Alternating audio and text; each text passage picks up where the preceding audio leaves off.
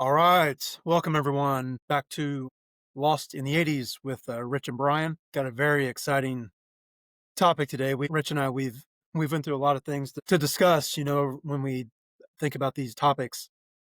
And some of them are just more enjoyable than others, I think, and this is definitely one of them for anyone who grew up in the 80s. Uh, and that's WWF wrestling, not the WWE garbage that came out in the early 2000s, but WWF back when there were just a nucleus of certain people that they were going to be there every week, and they all had their own personalities, and it was just a great time. So, Rich, kick us off with kind of your overview of some things you want to get into today. Yeah, so wrestling, there's so much on this. I think we should tell everybody this is probably going to be a two-part episode because there's no way we can fully cover background plus the characters inside of it and the storytelling and all that in one 30-minute episode. It's just not possible. But I think a couple of cool things about the way wrestling began is it started in like carnivals and fairs. You would go to like, the state fair or whatever, and they would have a strong man and he would pick people out of the crowd and just beat the crap out of them, which is, I would definitely pay to see. But then that it drew such huge crowds that like they started staging those matches. They would get another, fairly elite athlete who could take these falls without, breaking his shoulders and his hips and whatever. And then the guy would still beat the crap out of him, but he would be able to do more stunts and the crowds were just huge. So it started like a regional thing. So a lot of these guys, the early guys, were regional wrestlers who would travel to these different regions. And a lot of times they'd have like a different name, Hulk Hogan or Andre the Giant or those guys. They were regional before they were national. And each one of these regions were syndicated just for their local audience. And so they had like this gentleman's agreement that we're not going to become national. Every region will have its own thing. And then Vince McMahon kind of took over and, you know, gave everybody the bird and said, now we're going to do this nationally. And he syndicated nationally. And that's what we remember as kids is, wrestling on Saturday and Sunday mornings. They had some, late night stuff, but they weren't just great athletes. They were telling this bigger story. And that's how I think you and I probably bought in, right? Is we picked our favorite guys and we bought their action figures and their all of those. And we followed those storylines and we rooted for the good guy and we rooted against the bad guy. In wrestling, they call him a heel. We rooted against the heels and we rooted for the heroes. But I don't know. And then obviously cable TV kind of coming in at the same time that they decided to go national just blew the whole thing up, right? It's like could not, just like you couldn't watch your favorite sports players if you didn't root for somebody in your home state, you also couldn't root for your favorite wrestler until things got nationally syndicated on cable. So you have this exploding new idea of these obviously staged, and we didn't think they were staged at the time, but obviously staged wrestling matches where the storylines play out like a drama or a movie almost. And then on top of that, you were able to now be syndicated and view nationally. So the two things hit at the exact same time, which made it, prime for explosion. Yeah, I always thought it was funny. Like you would have, obviously, Hogan and Andre the Giant and Rowdy Piper, Ultimate Warrior, like the guys that were like, okay, these are my marketable champions. But you also had the kind of like the lower level ones that were still really popular. Jake the Snake, Junkyard Dog, Ted DiBiase, people like that. Like, like if they were challenging for the title, like you knew there was no chance they were going to win. But we still had to watch it. There was a time I remember back in, I don't know, that's probably like 85, 86. Oh, Andre the Giant beat Hogan. Hogan had the title for like a little over 4 years, which was like the longest ever. And the Giant beat him and sold his title to the $1 Million Man, Yeah, like Ted literally right DiBiase. after it happened. And then they very quickly said, that you can't do that. That's illegal. So the title was void for a little bit until the next title match. But it was always funny because like Yeah, Hogan was way up here, of course. Him and Giant were here and here. Actually, I should say Giant was here and Hogan was down here. But I mean, I don't think we realized how big. Like Hogan was still like what 6'8", 6'9", I think so, like 6'8", yeah. 315 or something. Like I just remember when I was a kid, thinking like, oh yeah, this is a big dude. But like I never realized he was like the size of a basketball player. Until I got older. And yeah, the stories about Andre the Giant. I remember hearing all his beer drinking stories. How it would look like I don't have it here, but yeah, basically like this, the little fish food thing. Like it would look like a beer can, like that's what it looks like in his hand.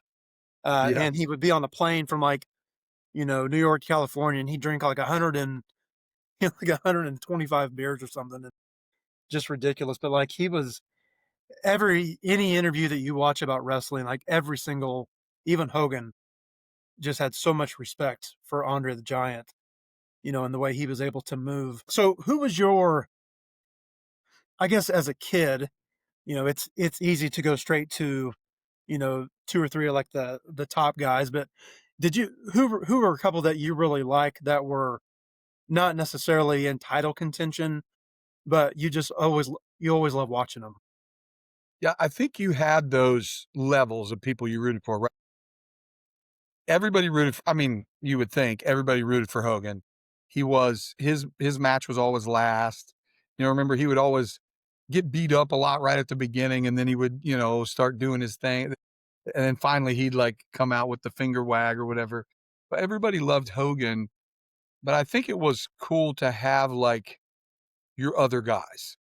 Like, I really liked Ricky the Dragon, he was cool. I liked Junkyard Dog a lot. I did like, Hacksaw Jim Duggan, just he had such a weird persona. Those are guys that but I think did you ever like secretly root for any of the heels?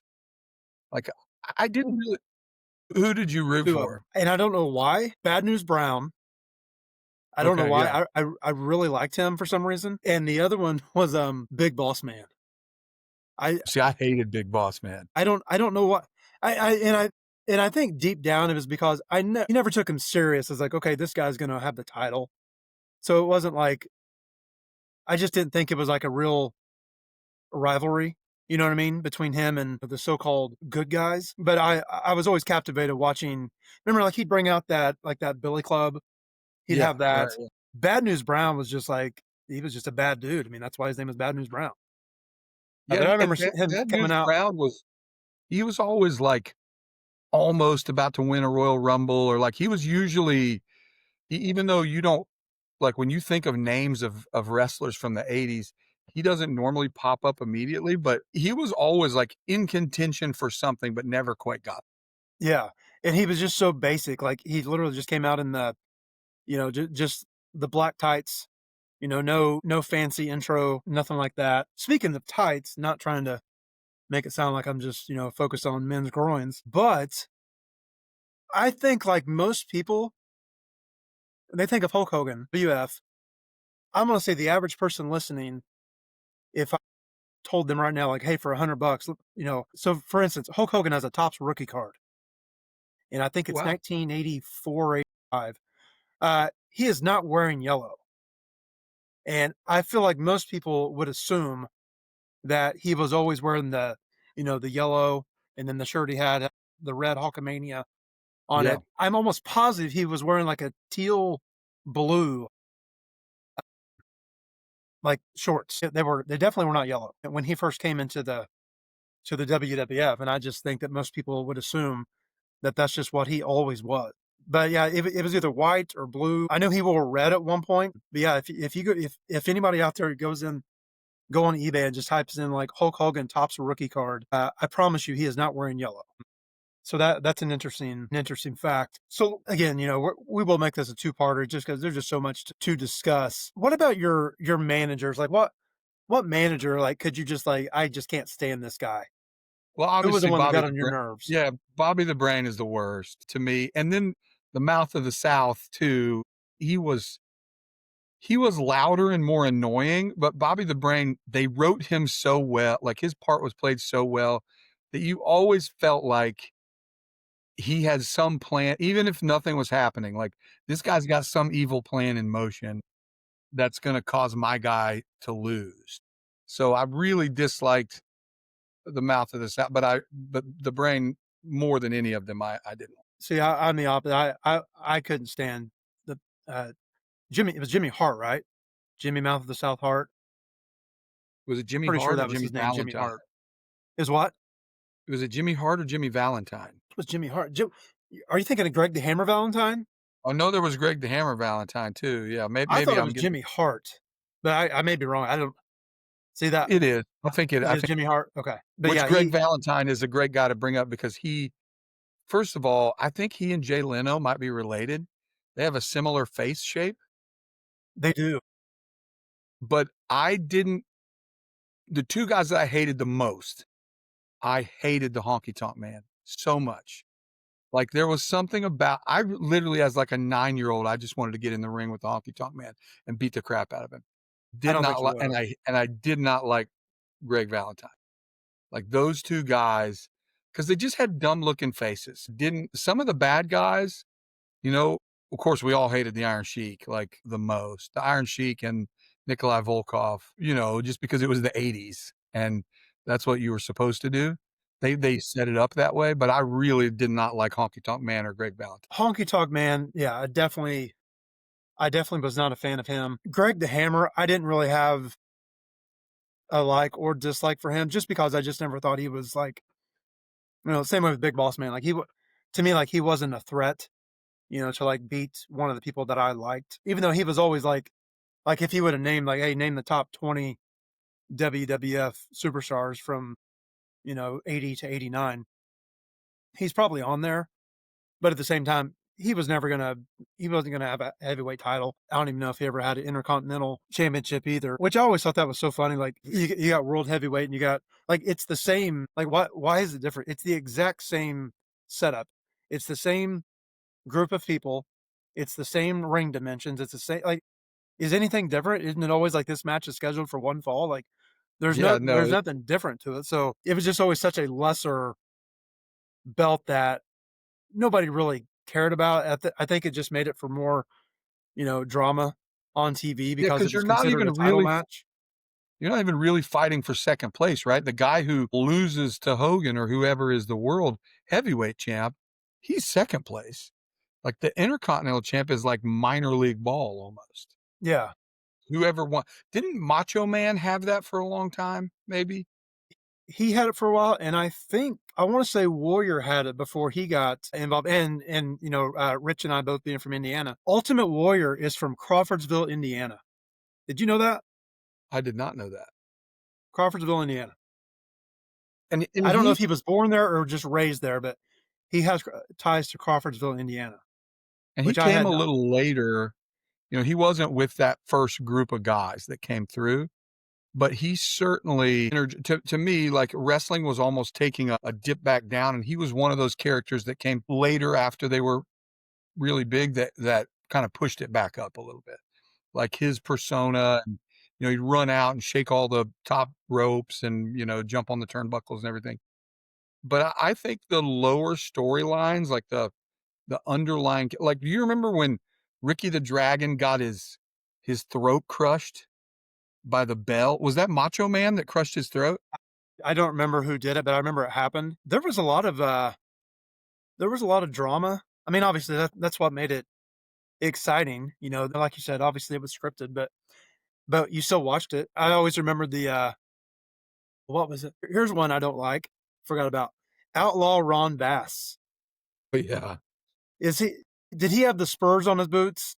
Yeah, yeah, yeah. I think he did, and like he would, he'd take his boot off or act like he's like grinding it into the guy's forehead, and you'd have the fake, the effect of the fake blood coming out. They did a lot of that stuff. I feel like on the Saturday Morning Superstar show, which I was a huge fan of. They did. That's where a lot of the storylines kind of came out. You'd have Mean Gene in the locker room, or sometimes you'd have. I'm trying to think of that. There was another guy. Was it Gorilla Monsoon? Is that the name? I think that was So his name. Gorilla Monsoon he was an announcer, usually with Jesse the Body Ventura. Mhm. Those 2 announced together, and then there was Mean Gene Okerlund who announced a lot. Yeah.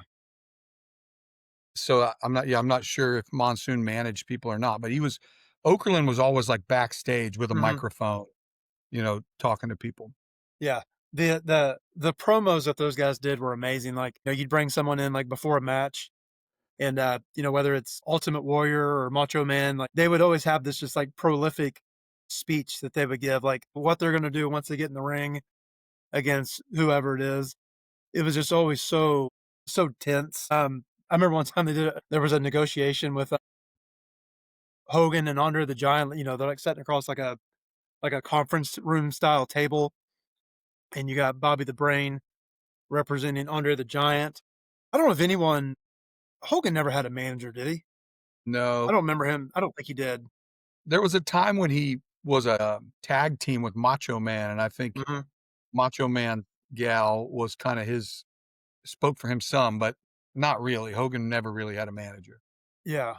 Yeah, I didn't think so. But yeah, just so many good memories. You mentioned the toys, those action like they're about, I don't know, 3, 4 inches tall, made of like that rubber, and like Yeah. you can still like smell it, like if you like put that up that scent, which I feel like it would like still be there, 40 years later. But those things to this day, those things are worth like if you found one of those unopened, some of those are worth like $1,000. You know, uh, Obviously the popular guys, Hogan and Andre the Giant, guys like that, they're worth, a lot of. But who's gonna buy that when you're 7 years old and keep that in the package? Yeah, nobody's keeping it in the back. That's I not remember that's my first one was Junkyard Dog. I remember going to Hill's department store and buying Junkyard Dog, and yeah. it was, I yeah, don't remember who my first one was. I just remember I had, probably 10 or 12 of them. Remember the ring too? In the ring, like, yeah. you could, like, press on it, it would, like, bounce. I mean, like, it'd be, like, a real bad, but, like, it would, like, almost like a pop-up, and then you have, like, the ropes, that you could tie around each corner. Um, yeah, that was good stuff. I think one thing about wrestling too that we should discuss is like, when they change like, when the heels turned into good guys or when the good guys turned into heels. Because like, you remember Andre was a good guy for a long time, and even in his biopic that's on I think it's on Prime, like, him and Hogan would fly to all these little towns together when it was still regional, and in some of them, 'em, they'd get off the plane and Hogan was the bad guy and Andre was the good guy, and then in some of them, they'd go vice versa, but when the WWF started, they were both good guys, and I remember, like, you remember the episode, I'm sure, where Hogan is like they're celebrating Hogan for, like, having the belt for 3 years or whatever, and then Andre, like, smacks his chest and breaks his chain or whatever, and he's like, 15 long years. Like, that's such a great and when that big meat hook of a hand slapped Hogan on the chest, it's like such a loud thud, it's pretty awesome. But when guys turned good and bad, because like Jake the Snake Roberts, right? He was a bad guy. And then later in his career, he was a good guy, right? Yeah, I don't It's just he was one that, like, I don't know, I never really pictured him as necessarily good or bad, he was just I don't know, he was just there. I mean, he could go up against, Coco Beware, or he could go up against Big Boss Man. I don't I don't remember him ever going against, like, Hogan or something like that. well, remember Andre hated the snake. Yeah, I do remember that. And so even when Andre was fighting somebody else, sometimes Jake the Snake would run out with Damien, Damien. like, slide it into the ring, and Andre would freak out and run away. So which I'm assuming Andre could have just eaten that snake as a snack in real life if he wanted to. But it was such a cool storyline. But like Jake the Snake, I really liked, and then he became like a better on the good side, I get. And same with Roddy Piper. I mean, he was such an awesome character that he The later, kilt was amazing. yeah, the kill, and then later he brought such crazy energy when he was talking on screen. Like, he was just freaking out all the time. So remember they gave him like a little talk show segment later in the 80s. And he would bring guys on as guests, but then things would always like spiral wildly out of control and there'd end up being a fight or something, you know? Right. But he was kind of a bad guy. He was a heel at the beginning and was a good guy later. So I always thought those storylines where guys turned bad or turned good. Because wasn't Ted DiBiase like a regular guy at first? He was one of those wrestlers that didn't have a he was just Ted DiBiase. Yeah, and then when Heenan got him involved in, like, the 85, 84 range, and basically you could say he corrupted him or Yeah, it turned him whatever. into the $1,000,000 Man. Right. Well, let's, like we said, we're gonna do 2 parts on this. Let's move on to, like, favorite type of match, outside of your typical, just one-on-one or whatever. I was not necessarily I loved the Royal Rumble. I thought that was awesome. What was it, every 30 seconds, another person came in, and, Yeah, like, I just remember, like, you're kinda, like, getting toward the end because I think there was 30 of them. It's like, "Oh my gosh, this is number 27, and I've not seen Hogan yet, or I've not seen Macho Man," like, and you're just like, how are they not gonna win?" They're only gonna have to basically get rid of 1 or 2 people, and then they win, but, like, when it just starts out and there's just 2 of them, and then, like, they go back and forth for a minute or so, and then it's like they would kinda pause and, like, hear the music, like the intro, like, "Okay, who's coming in next?" And then that guy starts running in, and it was always like 2 of them maybe, probably had a better relationship that, or vice versa, so it's like, "Okay, let's you and me set our differences aside and let's get rid of this guy." And then it became 2 on 1. So I always thought that was interesting. And then, like, when the giant would come in, it'd be like, "All right, hey, let's us 5, try to lift this guy up and, out of the ring." Royal Rumble was always one that I really, really liked. So what was yours? yeah, Royal Rumble definitely for me was the best one for for the reason you just mentioned, like, the next guy coming out, whoever that was always exciting. And I think the guys who were writing and let's give credit where credit's due, like, the WWF did a great job with storylines. Like, we started to learn it was fake later in the '80s, like, I think the sad and maybe I found out Santa Claus wasn't real, and I was sad about that when I was, like, 4 or 5 or whatever. I was probably equally sad when I found out wrestling wasn't real, at 9 or 10 or however old we were. But they did such a good job with storylines, like, picking who was gonna come in at what time was the most like, it was more exciting than the fighting part of the Royal Rumble, is, like, who's okay, like, the first 2 guys are members of the same tag team or whatever, and Axe and Smash have to fight each Right. other or whatever. Like, those were always and you actually saw some guys turn good or bad based on what happened in the Royal Rumble that year. Like, I think Macho Man and Hulk were tag team partners going into a Royal Rumble, and then, like, Macho Man maybe got tied up in the ropes and flipped out on accident, and it looked like Hulk. Remember that? And he freaked out on Hulk, like, because he thought Hulk threw him out, and that's when the rift in their partnership happened was during Royal Rumble. So those storylines made it awesome. Yeah. Yeah, I was, about wrestling, a part I would always like to this day, like, it's still like, you go back and watch, like, I remember I probably text you or showed you a video, like, I remember I was sitting outside in the hot tub at one point, and I had my TV on, and I was just going through, like, on YouTube, I would just type in, like, 1987 Royal Rumble or whatever, and I literally sat there and watched the entire thing, but, like, the incompetence of the ref in the ring, like, that could be an entire episode, like, it was just the Yeah, way that, right. like, I mean, he had no control over anything at all. He just, like, tell him to get out of there, and he's, like, hitting his hand and, like, too much time and all that stuff, and they're just like, he's not even, like, why is he even there? But the incompetence on the ref was just always, he's like a bumbling idiot, basically. Yeah, and he was always gonna Um, get distracted in some way by one of the managers or whatever, and then somebody else was gonna run in and smash a guy with a chair and then run back yeah, out, and he was never gonna see it. I Yeah. always love, like it's like, okay, if this stuff is like if it's illegal, why do we, like, "Hey, let's put the 2 by 4s and the chairs, let's set those right under the mat where anybody can get them at any given time." Like, if it's a big deal, like, how about we not just let's just not have the chairs there, maybe, Yeah, so I feel like Hacksaw shouldn't have been able to carry the 2 by 4 to the ring, yeah, although it yeah, was awesome. So real quick before we finish, I wanna ask you one more thing. What were your favorite finishing moves?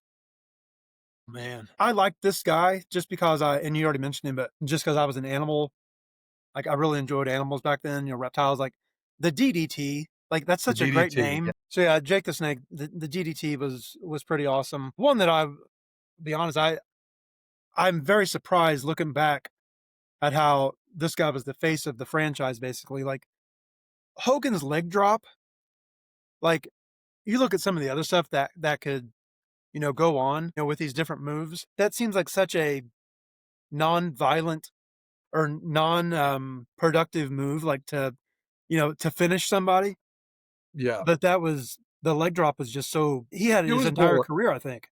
Yeah, it was boring. He would either do the off the rope and he would raise his foot up and do, like, the foot to the face, Yeah.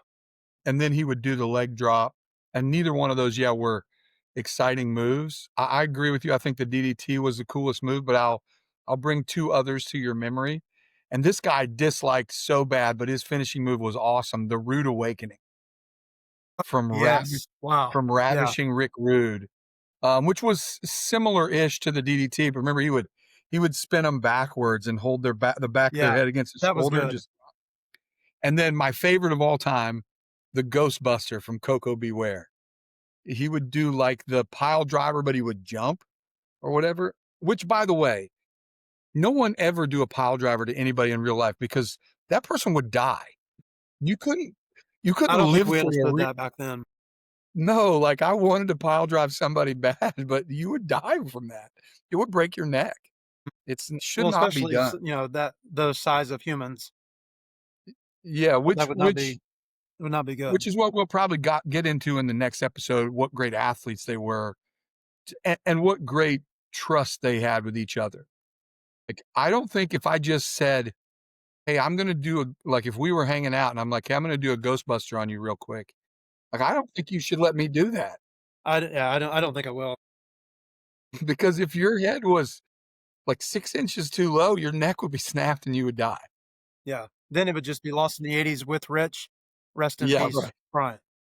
And I might be doing it from prison for murdering somebody with the Ghostbuster. Right, But, yeah, right. I loved the Rude Awakening, the Ghostbuster, and the DDT. Those are my 3 faves. Alright, well, yeah, this went, extremely quick like I assumed it would. But, yeah, we'll do a part 2 here coming up shortly. So thanks everyone for listening/watching. We are out for the day, Lost in the '80s. Peace. Don't forget to like and subscribe. Later.